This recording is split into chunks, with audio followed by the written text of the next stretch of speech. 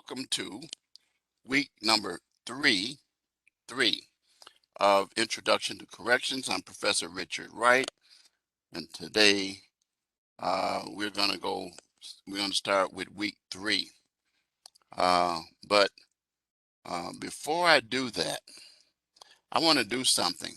Since Madison is on here, I'm going to ask her, and please put in your chat box the answer. I want to use your week 1 assignment. Can I use your week 1 assignment as an example of what I was expecting for week 1? Okay, thank you. So here we go. Let me share my screen. Okay, now, some students question, what was I looking for? But I made it clear when I did the lecture that I wanted citations and references and a cover page. Okay, now, I'm going to show you Madison's paper because she gave me her permission.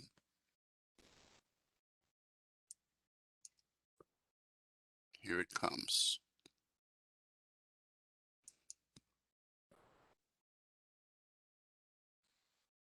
All right, here we go. Now, first of all, she had a cover page. All right. Oh, let me do enable editing first. Do Grammarly.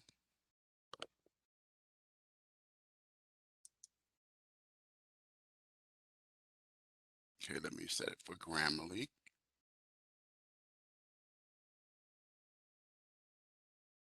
Okay, now, here's the deal. Okay, she has her name and information in there. And here is what she did. If you look inside, she had very detailed information. Very detailed. But what I really liked that she did is she gave me, see the citation? There it is right there. There it is right there. There it is right there. There it is right there. There it is right there. There, there. And then she gave me the references. Oh, it's showing blank? Oh, wait a minute.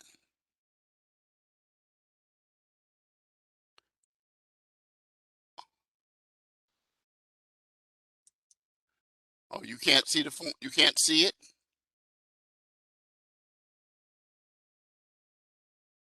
Trying to see why. Okay, let me go back. Let me stop sharing. Okay, now let me go with share. Oh, I know why. Because I showed this.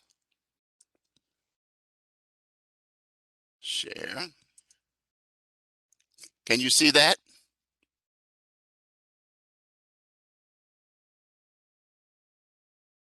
You can't see this? Okay, you can see it now? Okay, look at this. Notice for the 4 components of corrections, she had citations in every place. See those citations? Citations, citations, citations. You see those? Everybody see that? Can you see that? She did good because she had citations. Some students, if she'd have written this paper and she didn't have these citations, she would have got a 55 because she would have been in emerging. And then she had her appropriate references. This is perfect. This was an example. And then, by the way, this is an infographic, and she did it in a Word document. Some students have said you couldn't do it in a Word document. I said, yes, you can. Most of you found out you can. But what your downfall for most of you was that you did not put these citations in to support. And remember, here's the point. Every written assignment that you do,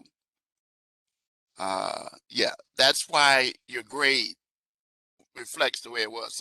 Because I had a student that said to me, I don't understand why I got it. I said, because I said that if you don't have citations, I can't put you in the first column, second column, or the third column. You go in the fourth because it's not complete information.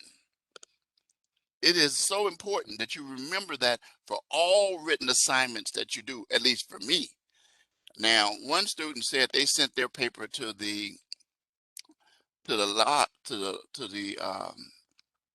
lab, and the lab said it was fine. The lab was wrong then if they didn't enforce the rule of citations because it's APA. All written assignments. I said that early on in this course. All written assignments must be APA. And I said it's a habit that you want to develop. And remember the academic integrity video that we had.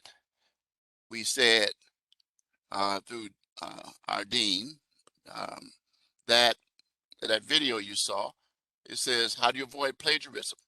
Cite your sources, both in the body and in text and on the reference page. There, everybody remember that one? Remember that?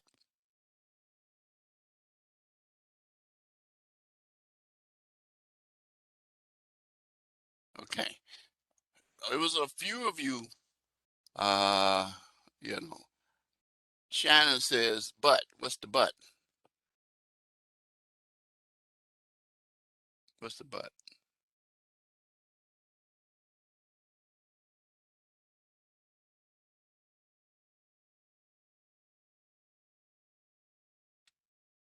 If it's your own words, do you still, here's the point. It's still going to be from information. You still got it from a source. You still got it from a credible source. Let me say this. I'm a professional. I am a professional. If I use some words that I get the idea from some place. And even if I use my own words, but I get where I got the idea from. And I learned the idea from some source that has done research and is credible. That's what I do. And I've been doing this a long time. And it is required that you, because you're not the expert. You're not the person in the field. Even if I worked in corrections, I would still do that because I work in law. I still do that. So what we want you to do in your critical thinking is to take materials that you discover, utilize it in your words. However, give credit for the source that it came from. It came from somewhere. Does that make sense now?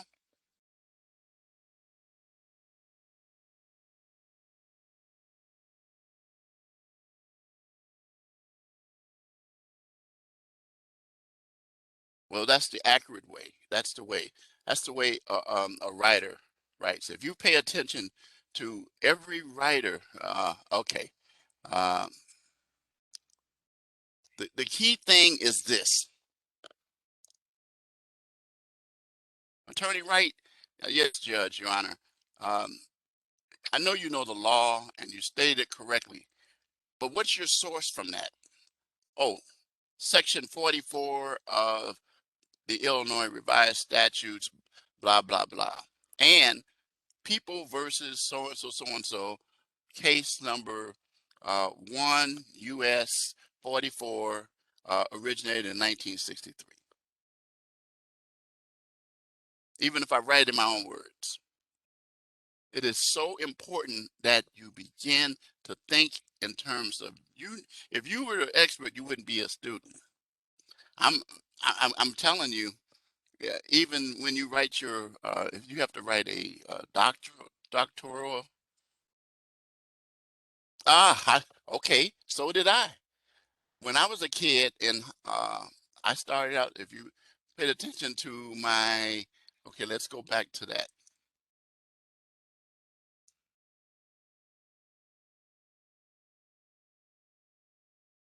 I started in law, so I feel like I tried to follow that guide. Yeah, but okay, if that's the case, here's what you should learn. I learned early on through the lawyers when I was a law librarian, and then I became. They knew I knew how to do research and write memos. They said one of the most important points, Richard, that you must always be able to back up your statements with sources that are credible and that are knowledgeable and respected in the industry and the field. That's what I'm teaching you to do. So, yeah, law, uh, you could get in big trouble like that. You know, because you could find out, make a statement. Says, well, I just know that you'll end up talking like what's his name, Joe Pesci, Gambino, Attorney Gambino in the movie that I so love when he played an attorney. And you know the movie. Everybody knows that movie, right? You know the movie. Anyway, he didn't know what he was doing. He was stumbling, but you got to have authority. You got to have authority to back your position. Did you not notice if you ever read Supreme Court decisions from Supreme Court justices, they will say in their words, but they will bring on a precedent or a previous case as to why, or a statute that they're using to elaborate on that statement. That's what you got to do. I don't want you. You're not the expert. You never become the final one. If you're going to persuade somebody for something, and that's what you're going to do, especially if you go into my business, law.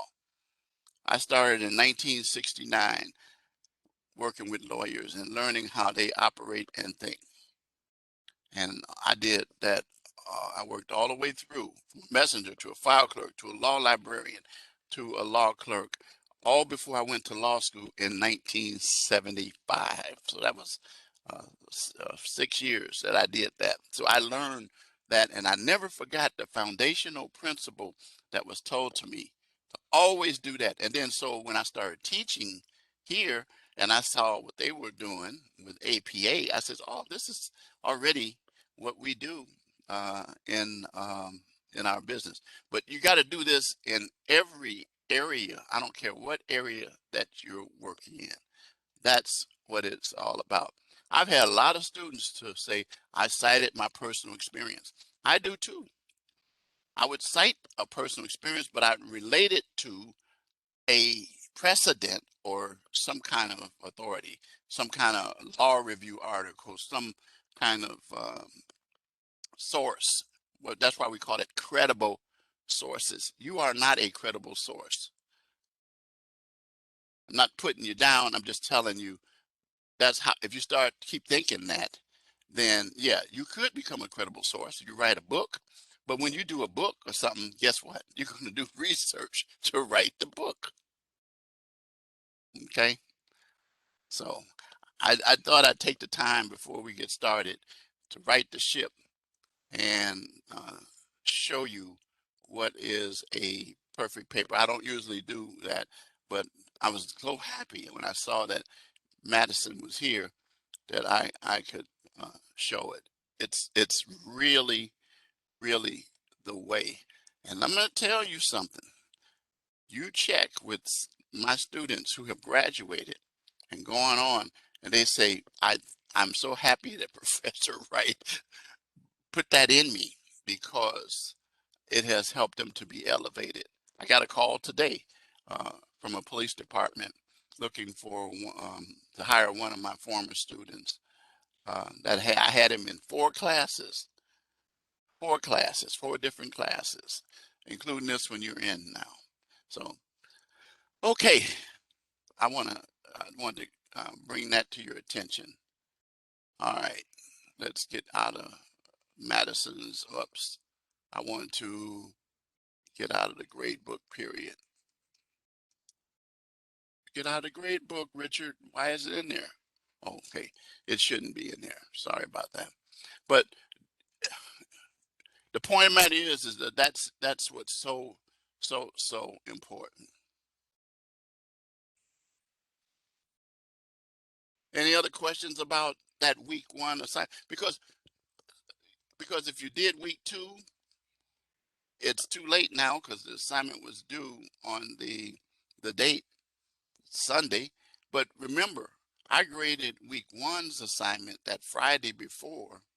So even if you saw yours was wrong in some, and you read my comments, and please read my comments because my comments are in the grade book. They'll say things like, you did not provide citations or credible sources. You did not satisfy the page requirement, if it's a page requirement, or you did not adequately address the issues, because the rubric helps me to do that so that I'm neutral in terms of what I'm doing. I'm, I'm just saying that, okay, I didn't write the rubric. Rubric says you got to do blah, blah, blah. When I read your papers, I read it with the rubric right there next to me so that I can see it. Okay. Okay, let me stop sharing. All right. Well, you have to go look at it. Yeah, my cousin Benny, that was the movie. Thanks. But that's Benny didn't know. He was good. He just didn't know. He was tripping all over. His girlfriend knew more about the processes than he did, if you remember. He won the case because she was incredible. Remember when they had to grill her about her qualifications to testify, and they wanted to know what sources that she had, what experiences did she have, and the experiences that she had, but that's for voir dire in court. But for purposes of a book, that's like students will cite me as a source about what I say in the lectures. That's fine. I don't have any problem with that. But don't cite yourself. I don't. I'll say a quote that I said, but then I'll elaborate on that quote to make my point. And if I take it from there, when I need to, I take it to a source that led me to make that quote. Okay. Okay. All right. So now everybody got that. All right. Let's get back to sharing my screen. Let me get out of this grade book. Let me get back into this. Okay. Now let me start sharing my screen again. Share it.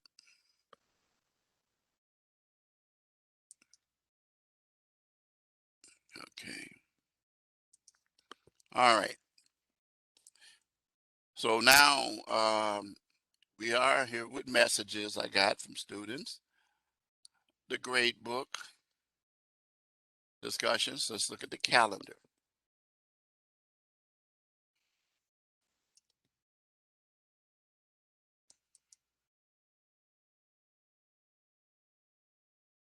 Okay, so here's where we are. Look at where we started. We started here on the 3rd. We're already at week 3.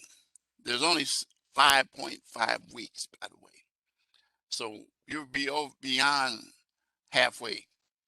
With the live lecture tonight, your initial post due tomorrow night, your reply post due Saturday, your quiz, which consists of, anybody remember how many questions in the quiz?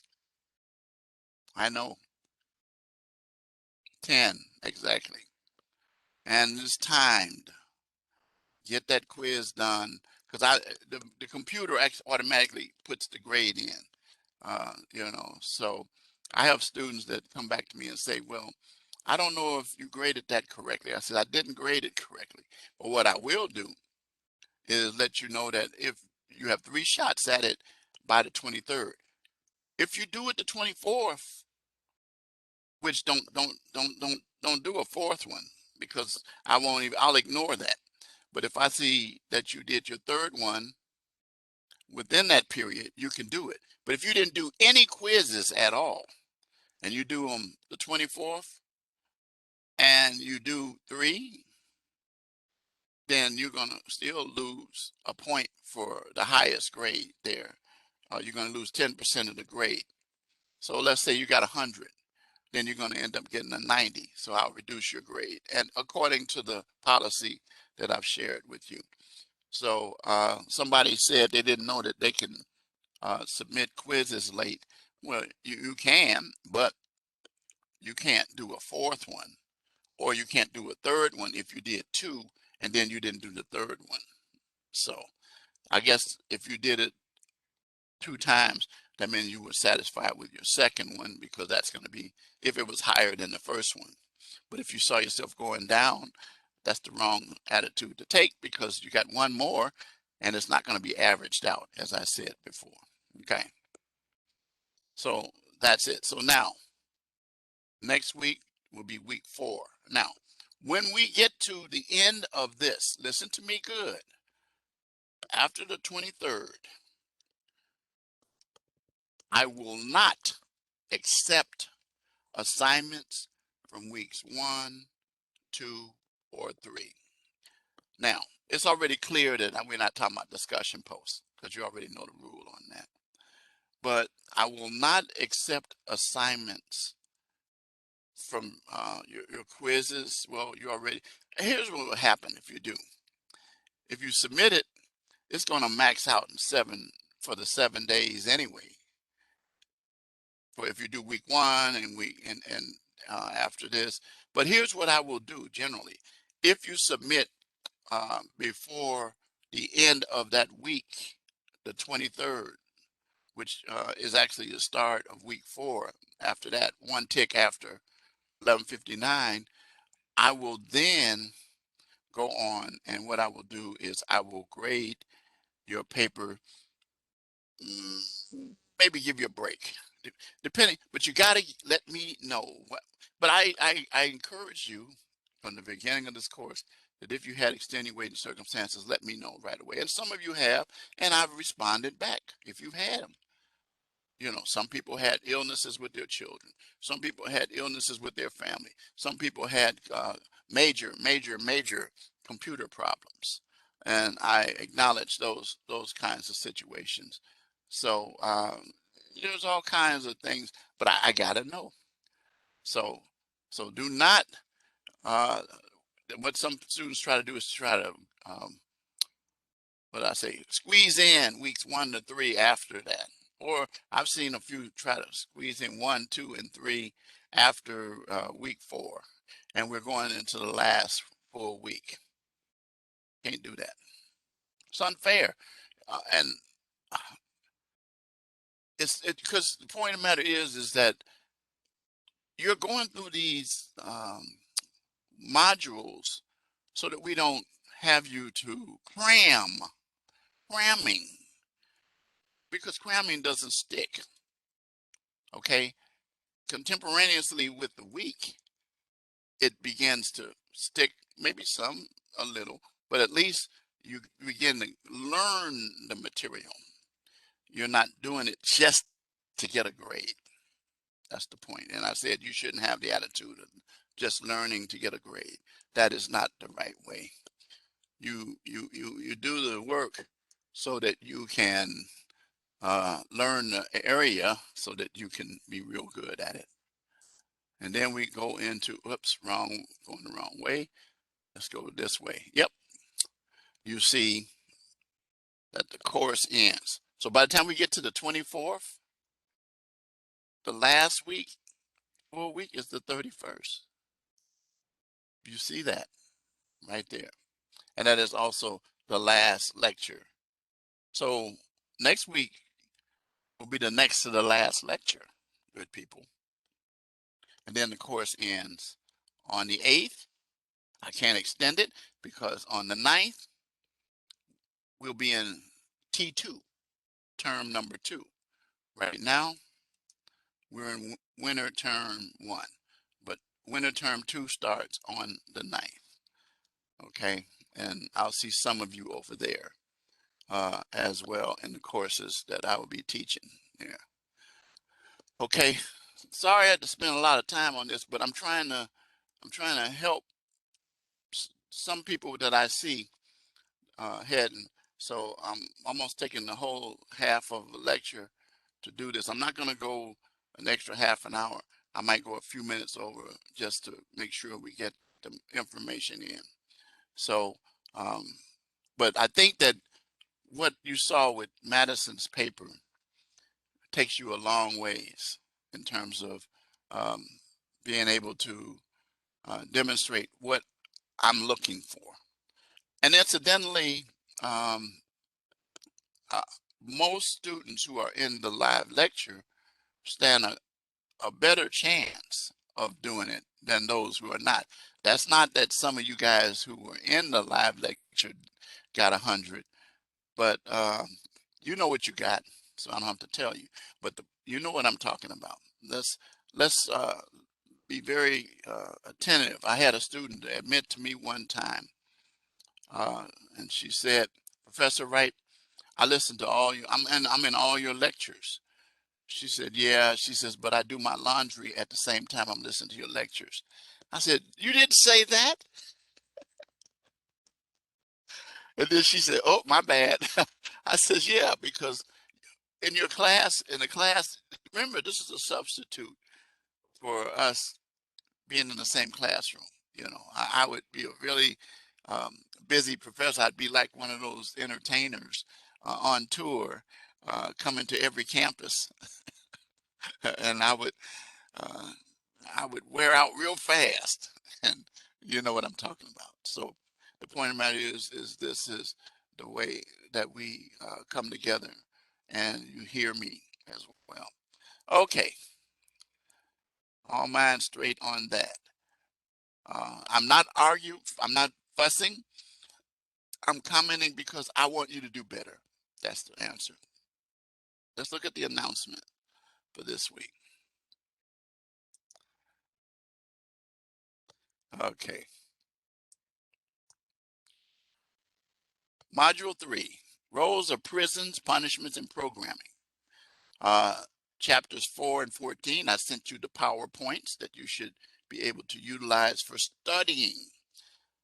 And then we'll deal with the activities, institutional programming, changing philosophies, core rehabilitative program, determinate and indeterminate sentencing. We'll talk about that. And then I'll show you your vocabulary review that you need to utilize to get ready for your quiz. And then, you know, when your live lecture is, it's every Monday. There it is right there. And then it tells you about your initial post that um, on states, prisons, programming is due tonight, and your reply posts are due Saturday. Your written assignment, fact sheet, and the quiz. Again, I will talk about that assignment in just a few, and then you know what my motto is: adversity is a springboard to success. All right.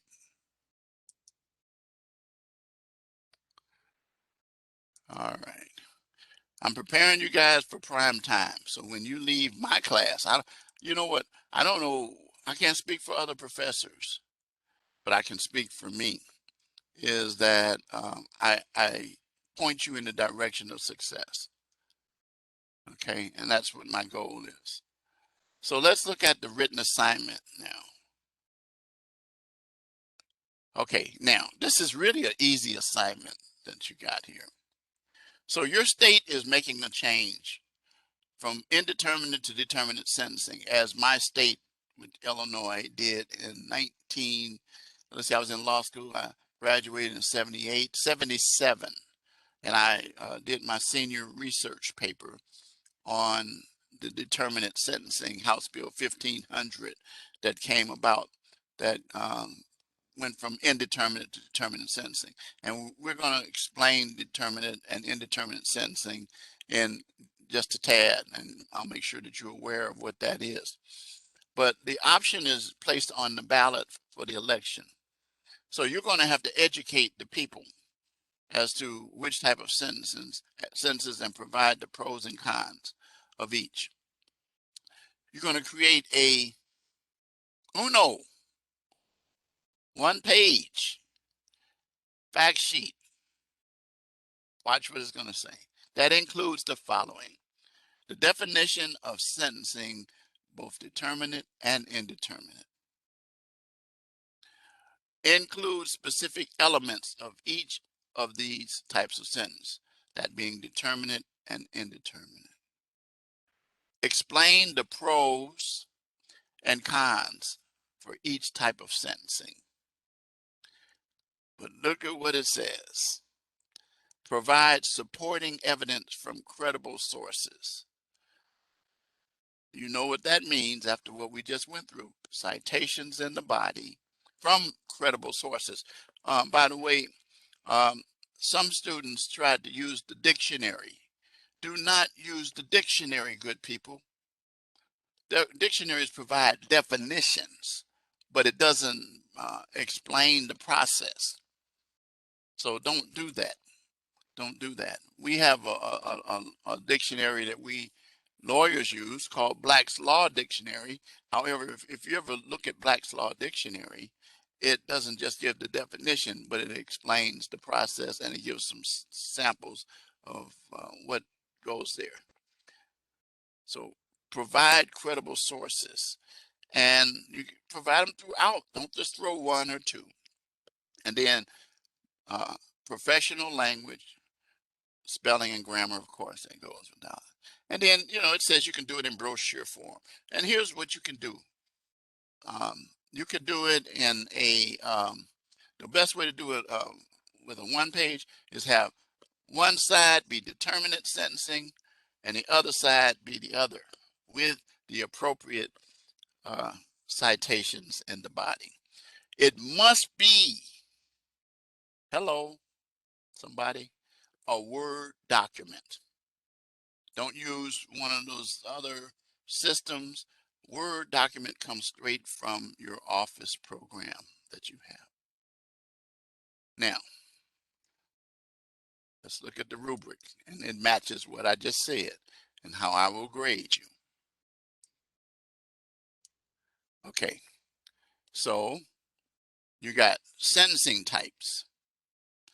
Exemplary description of sentencing types with thorough details on the elements.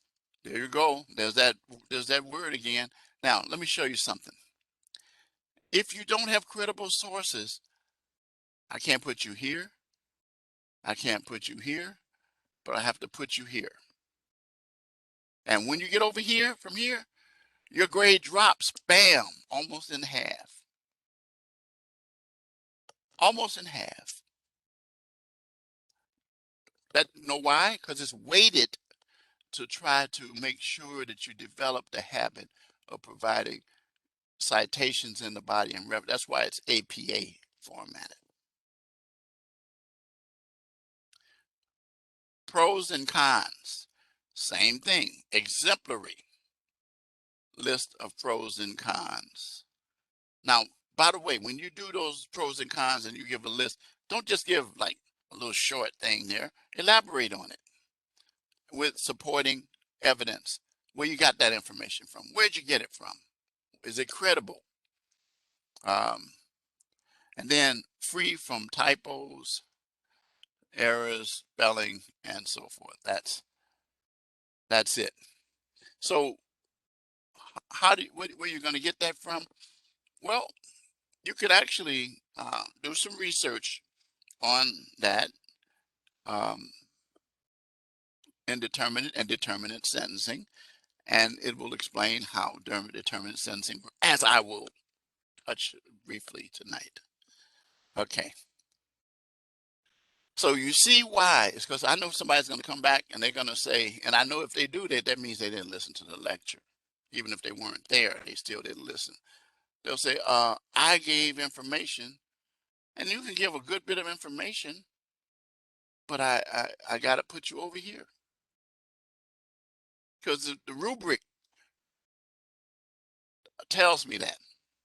Okay, it's just like there are rules. I have to follow by the school. I'm bound to be fair with disclosing to the students how you're going to be graded, number one. And number two, then when I actually do the grading, follow that, because the expectation should be built up in you to expect me to follow the rubric. And maybe if some other things I say add to it, then listen for that in the lecture. Okay. So incomplete or confusing description, elements, missing details on the elements from credible sources, because you can't give exemplary description of sentencing with thorough details on the elements without credible sources. That's the bottom line. Everybody got it?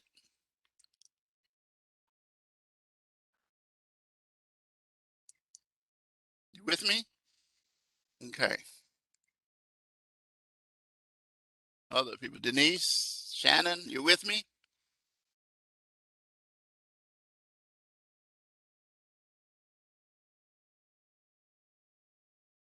Okay, I'm presuming that you are, because either, uh,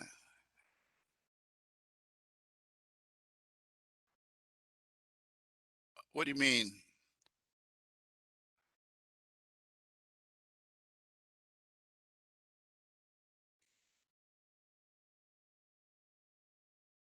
Module 3, okay, let me see. It does, if, let me make sure that I released it, because I'll do that right now. Okay, now, okay, then that means then that when I was setting up the course and I went through, yeah, it says hidden from students. So guess what? Voila. Thank you. Not, it's not anymore. Thank you. And that's why I need my students. I appreciate it, because when I was, see, what I did was I went through every week, and I did, whoops, mean to show you that. You're not supposed to see that. Oops. You know, okay. But anyway, but it's visible to you guys now. So each week it should be visible, because if I go down to week 4, just to confirm, oh gosh, it's hidden from you there too. I gotta fix that. Okay, week 5. What was I? Man, I know when I was setting this course up. Uh, okay, week 5. Dog, I didn't do any of them in your class. I don't know what happened. They should have. I know week 1's was. Okay. And then week 6. Um,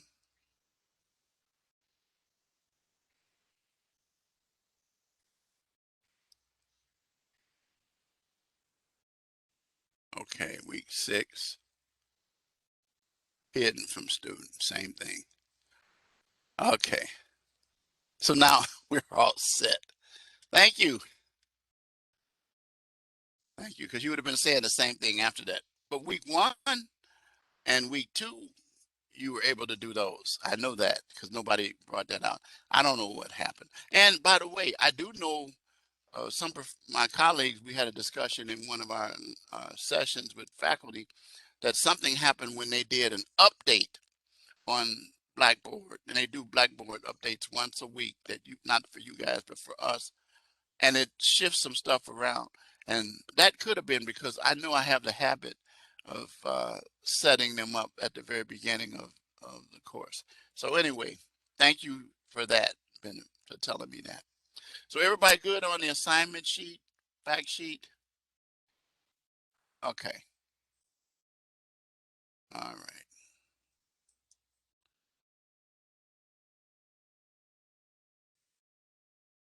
Now, here's your discussion assignment. Don't worry about these little things up here. I've already spoke about this to them, and they said, yeah, we know, we know, we know.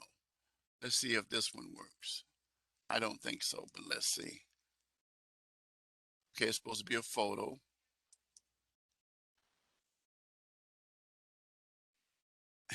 See, it still doesn't work. I don't know. But you have enough information here because of the fact that it says you've been appointed as a board member of your state's commission with assessing the current status of your state's prison programming. So your state, for this discussion, online search of yours, they couldn't put that up there anyway. Um, Maybe they shouldn't even put that thing in there. But a short description of type of prison programs that are available, your thoughts about them, your recommendations, then the reply post. See, just like Shannon is from Illinois.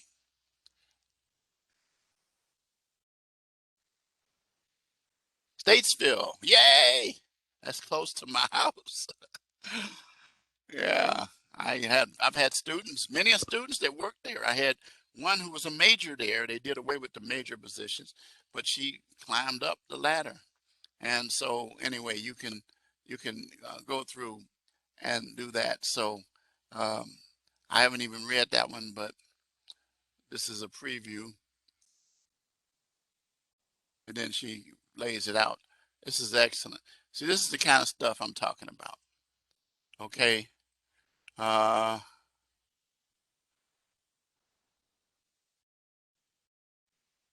yeah, these are things that inmates can get in terms of helping them out. See my alma mater in there, Northwestern University. Yay, go Wildcats! Yay. Uh, with Oakland Community College, which is up north as well. So uh, these are things that help. I talked about education is key. So very good, Shannon. I even uh, uh, very good, very good. All right. So anyway, that's what I want you guys to do. So all right, excellent, excellent. I get excited about excellence.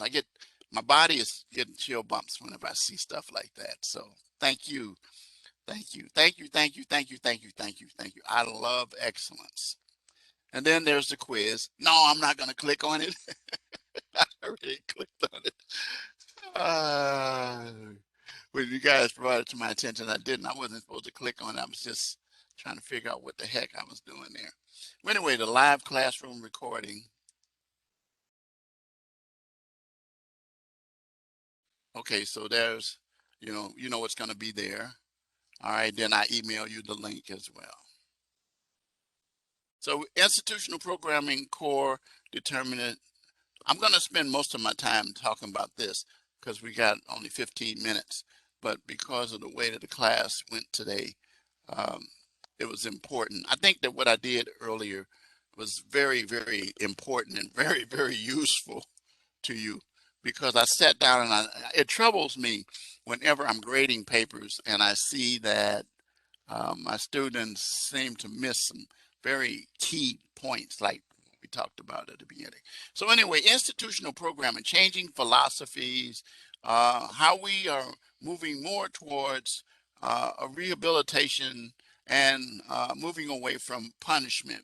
As we already have discovered from my lectures before, and the understanding that I want you to have is that the practices before were pretty much to lock somebody up, give them long sentences, but don't give them anything.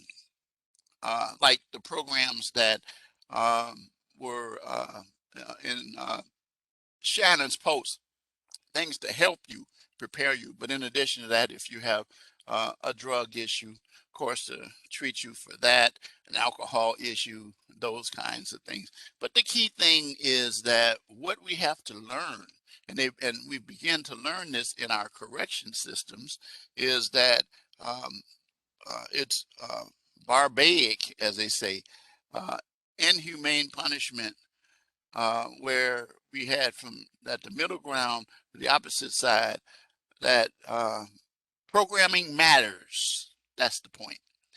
Programming matters. And remember, I talked about getting from 12 on the clock to 6.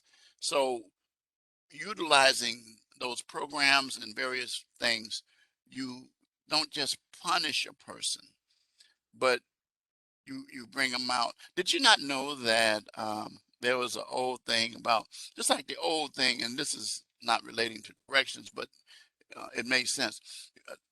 In the old days, they would take a dog. If you want to teach a dog not to use the washroom in the house, you would rub the dog's nose in it. That's that was when I was young, when I was a kid. I remember that. I remember seeing that. But you don't do that anymore, because we learned that you have to take the time to teach the dog the appropriate thing by training the dog. But that was the lazy way out. Well, to me, punishment and locking up and throwing away the keys for 3 years and don't give them anything because you feel like if you're giving them something that one person made a stupid statement. Oh, that encourages them to go to prison. No way. That's stupid. Nobody wants to go to prison to get an education. No, what you do is while you're in prison, try to get them to get the right education, because in prison, if you leave them there and don't do anything, they're going to be exposed to the wrong education from people who are lifers or have extended terms. You know what I'm talking about. So that when they come out, and then um, heaven forbid, what happens with the people who go in who are wrongfully convicted, they find themselves in situations where they adjust to the environment to survive, and then they come out and that's the way that they were, even though they weren't criminals when they went in. So there's still a debate, but the key thing is that we must provide safety and support. Okay. So on the one hand, some correctional professionals still believe that despite the evidence in the road to punish harshly, wrong, wrong. They see their job as directing, challenging, confronting, and belittling offenders. My head is shaking vertically. I'm sorry, horizontally. No, you don't do that. The belief is that offenders are there for punishment. That's why you're here. Wrong philosophy. We dismiss that. And so what we have, the cornerstones of evidence proof cornerstones, is that there's risk need assessment, case planning, use of cognitive interventions, and skill directed practices. We have decided that we must rebuild that individual again, helping them to get from 12 o'clock to 6 o'clock in my example. Okay. Staff who support this EBP believe that change is possible. Amen. And punishment is not part of their role, uh, but as a goal of punishment is accomplished by sheer fact that the person is placed in prison. In other words, the evidence speaks for itself. They're there because they did something wrong. That's the point. So what we operate on is restorative justice. We want to restore individuals. Uh, we want to put them in a position where they can become productive citizens. And so we have these various programs. Notice restorative justice didn't originate in the United States. It was in New Zealand and Australia. Um, and the key thing is that it involves where everybody's benefiting, the victim, the offender, and the community. And one of the things that's really most important for you to remember is that those individuals are community members, even if they are offenders, but they have transgressed the rules of the um, people of the society, and we call those things laws. Okay. So you have an overlapping in restorative justice of community, victim, and the offender. I've often said that there are two victims in every crime, And I explained that, you remember, no, that was in my other class. Um, why people commit crimes. I was getting ready to go off into that, but that was in my contemporary issues in criminal justice. But people commit crimes oftentimes, and one of the big things that I always say is because of drugs, to support their drug habits. So with restorative justice, look at the corners.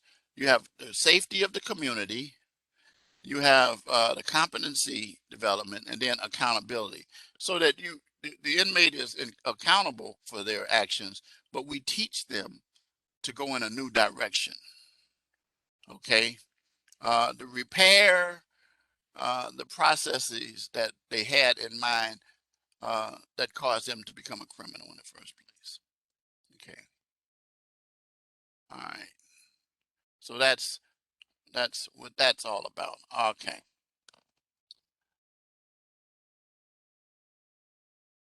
Core rehabilitative programs. We, these are things that actually you already saw some of those because Shannon so gracefully laid some out for our Illinois. So some core rehabilitative programs have to do with how we approach using uh, religious programs, using because as my church does, we work with people. I've had people had to do community service to serve and help around the church, and we can't require them to come to worship service. But guess what? They want to come, and then they begin to pick up things that help them. Um, they're not browbeaten, but what you are, you're taught not to make the same mistakes again. And we're pointing in a new direction. So um, that's one source. And so we deal with the history of an individual, attitudes, belief, who they hang with, and then their individual personalities to try to help them. Um, the education, employment, family, substance abuse, leisure, recreation. We deal with these individuals as human beings to bring them across the line. So look at it's the highest risk of recidivate is who? The individual who doesn't get the benefit of education, employment, deal with their substance abuse, and are not treated in an inhumane fashion. What you have needs, and we already talked about those things that need to be met, and then you have to have programming to address them, and we've talked about that. That's the how. Okay. So the staff is more educated. That's why more and more correction officers are required to have associates and or bachelor's degrees because of that reason. It's not the old lock them up and throw away the key thing. This video, don't worry about that. Um, okay. So change agents, criminal thinking, uh, and that's what we want to operate on the basis of, like I said again, I, the example I keep repeating is from 12 to 6. That's what you as a correction officer should operate. And there should be a bunch of, as they say, new mindset loading, putting new stuff in the minds of those individuals. Um, change the direction they're going in, and those kinds of things. All rehabilitative programming, sex offenders, substance abuse, depending on what the person needs. Uh, focus on changing your thinking. That's what I said. Getting you in that new direction. Research helps us understand the importance of evidence-based programming to enhance the safety and security, because the prison becomes a safer place when individuals are about that kind of stuff instead of being bitter and angry about being shut up behind bars. Now, you're still going to have the issues of the gangs, and you're going to have those kinds of things, but you're going to begin to cut into even those. Um, so it says that the final statement in this is really perfect. Um, evidence supports the fact that the pendulum will never swing back to the far side as the approaches of the past did not effectively enhance the safety and security. In other words, using those old processes will not elevate moving individuals into a new way of thinking. That's it. All right, so now let's talk about determinate and indeterminate sentencing. Give me a few minutes to do this because I want to make sure that you get this.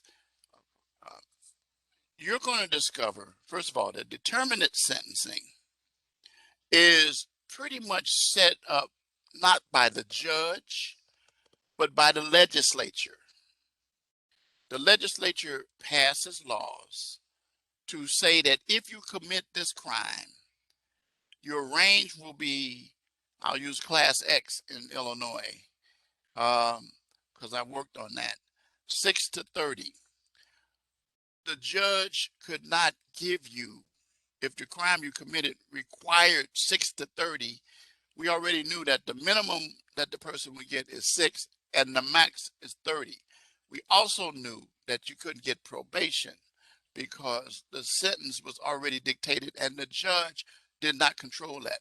What the judge could do is operate within that range, and that would be determined by your sentencing hearing, where you provide mitigating circumstances like maybe you're a first-time offender, or depending on circumstances that are presented to try to help the individual that's being incarcerated. They had a drug problem, or they had an alcohol problem, or whatever. Aggregating is just committing crimes under malice and so forth. So that goes with determinate sentencing. Okay, and so excuse me. And the other thing with that is that we also know in determinate sentencing when that person will qualify for early release or parole, because you will be told that at the beginning. And that generally what that means is you have to get to that point before you are released, at least serve that part. All right. There's some talk about Jason Van Dyke, who was found guilty of shooting Laquan McDonald, that he's going to be possibly released. And the reason is because he's reaching his statutory period where he qualifies for early release under the law. And it may be granted. People might come in and argue that it's not. The whole point in a nutshell is that what it does is it provides um, um, the system where they know how long a person is going to be in there. Now, what can keep them in there longer if they catch another case while they're in there? Those kinds of things. So I'm going on the basis that the person is doing good time, and that is that they're serving their time out. All right. So that's what determinate sentencing is. Indeterminate is where the judge has the discretion to control pretty much. The legislature just gave judge carte blanche, and they pretty much determined the sentence. And the other thing about that is with early release, you don't know when that's going to take place, because the fact that you have to earn it and not reach the date that they said as indeterminate sentencing. So those are two things that'll clarify it right off the bat. All right, now, so let's go look at this. So introduction to sentencing, and it talks about information provides an overview of the foundation. States adopt sentencing practice that results in various theories, philosophies, excuse me, political and financial issues that are involved here. Now, let's go into the next one. So let's talk about the two, determinant.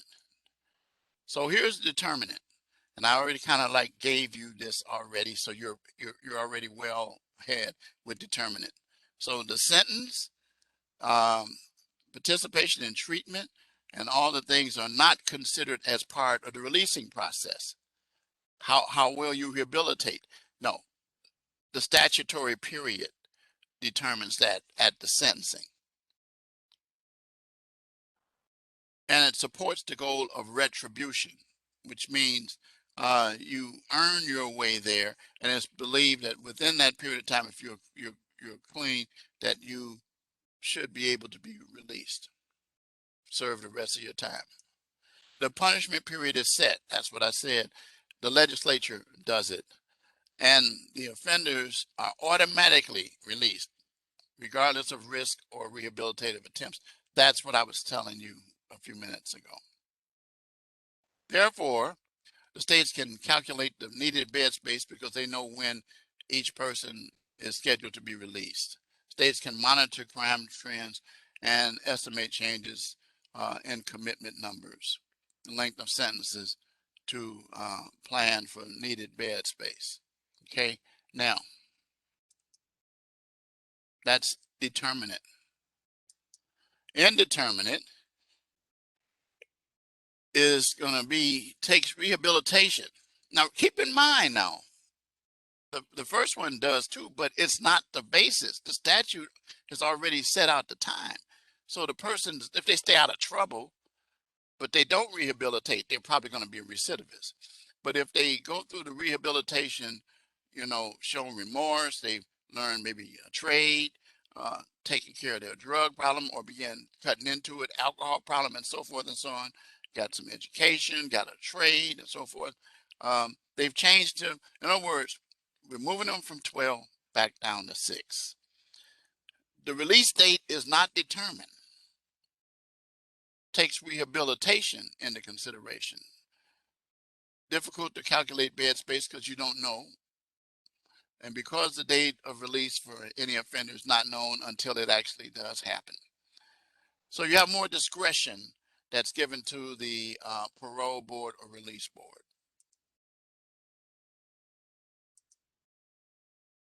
Okay, so then you have the knowledge check, which just basically I'm just showing you. I'm not going to go over all of these, but you can go over these yourself to help you. A determinate sentencing is a blank utilizing sentencing guidelines, and you can fill that in after you've done your studying and so forth, and then submit the answer. So I'm not going to go into that, but that's when you get into the knowledge check thing here.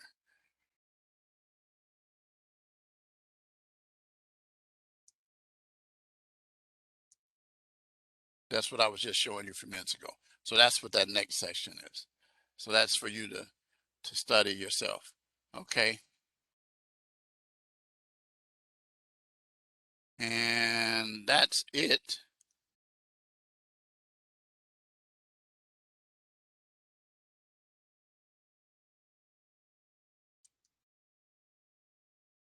Okay. Everybody straight tonight? Went a few minutes over, but I had to. Um, uh, Again, I hope you appreciate it. I'm not going to apologize for what I did earlier because I felt like it would be beneficial to you guys. Okay.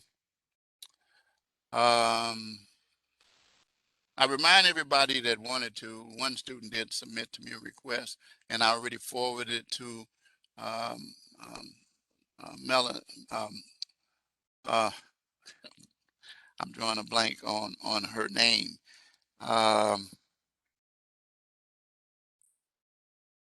Looking at my emails. Give me a second.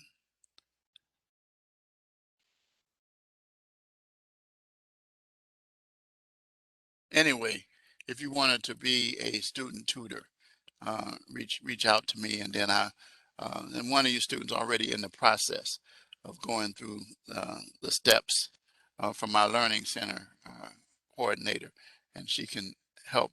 She can go through the process with you.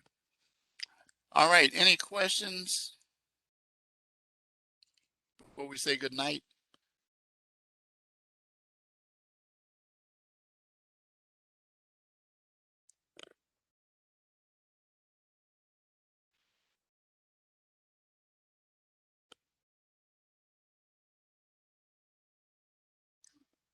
live lecture quiz.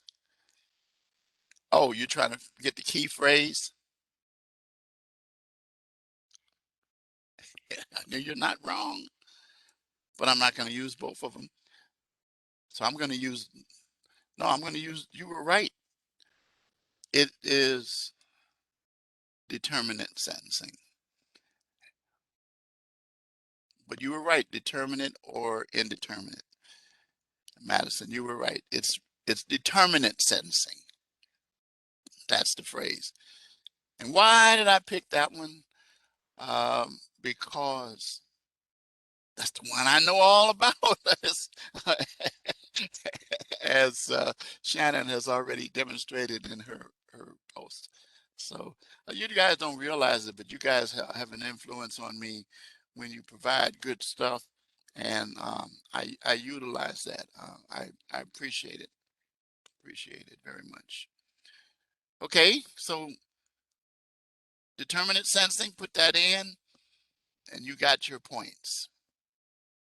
All right, everybody, I'm going to let you go. It's 8:08, and you're welcome. And again, I'm glad I took the time to write the ship. And so now anybody who doesn't get it, that means they didn't pay attention to the lecture. And they didn't look at and see what a paper looked like. Now, I better not see Madison's paper with somebody else's name on it.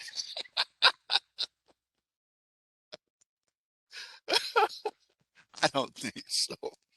Not in this class, nah. But the point of the matter is all I want you to do is just do a good job. Because if you do a good job for me, when you come back to me and say, Professor, can you give me a reference as the police officer called me from this police department for one of my students? I said, sure, and I tell all about that student. And I have a good memory. I may be up there in age, but my memory is good. So I appreciate you guys. Good night. Have a very good week. Stay safe. Take care of yourself. If you're in cold climates like most of us are, stay warm. If you're down in Florida, hey, I heard they had tornado down there in Fort Myers. Wow. Wow.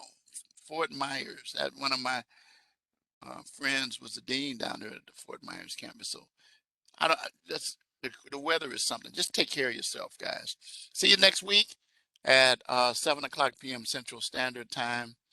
Uh, oh yeah, Tina, you're in Florida, but you're not near Fort Myers though, are you? Where are you?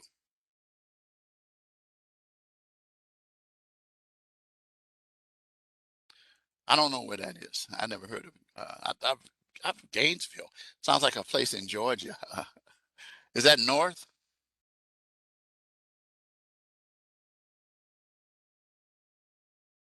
Is that somewhere in the vicinity of Panama City, or where's Gainesville?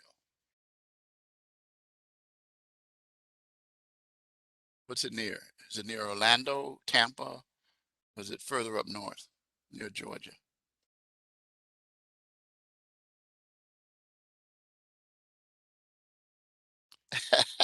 The Florida Gators. Okay. Yeah. Okay. All right. I got you. Okay. Now I know. Uh, all right, guys. Have a good one. Stay safe. See you next week.